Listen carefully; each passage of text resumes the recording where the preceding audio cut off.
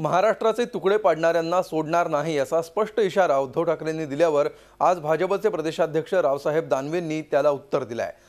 असंतोष असताना राज्याचं विभाजन होता कामा नये अशी भाजपची भूमिका असल्याचं रावसाहेब दानवेंनी म्हटलं आहे। ते पुण्यामध्ये आज प्रचाराचा नारळ फोडल्यावर पत्रकारांशी बोलत होते।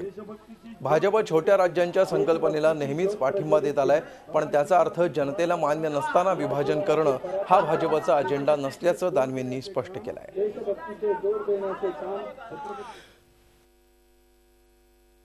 संयुक्त महाराष्ट्राच्या त्या लढ्यामध्ये जे हुतात्मे झाले, ज्यांनी म्हणजे ही मुंबई मिळवण्यासाठी मुंबई महाराष्ट्राला अशी तशी मिळाली नाही, ती रक्त सांडून मिळवावी लागली। हे तुम्हाला या निमित्ताने तिकडे जावं लागलं आणि म्हणून कळलं हे सुद्धा फार मोठं काम या निवडणुकीने केलेलं आहे, फार मोठं काम झालेलं आहे।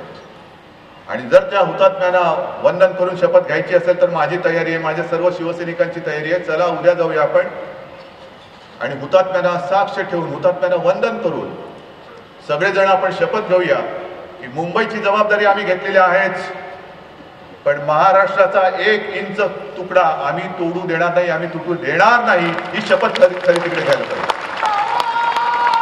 जो महाराष्ट्र आहे विदर्भासह तो संयुक्त महाराष्ट्र तो अखंड ठेवू, ही शपथ माझी घ्यायची तयारी आहे। आज जे कोणी तिकडे गेले आणि जे काही थोटाण करून आले त्यांच्यात हिंमत असेल तर त्यांनी ते करून दाखवावं। अखंड महाराष्ट्राची शपथ घ्या ना। आमच्यावरची टीका केल्या जाते की अखंड महाराष्ट्राची शपथ आपण का घेत नाही। मला असं वाटतं की टीकाकारांनी हा विचार केला पाहिजे की या अगोदरच आमच्या मुख्यमंत्र्यांनी नागपूरच्या अधिवेशनामध्ये वेगळा विदर्भाच्या संदर्भामध्ये त्या ठिकाणी चर्चा केलेली आहे।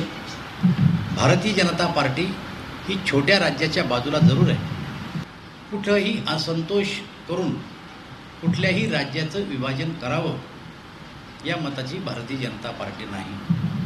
आणि मला असं वाटतं की हा वाद केवळ निवडणुकीपुरता उपस्थित केलेला वाद आहे।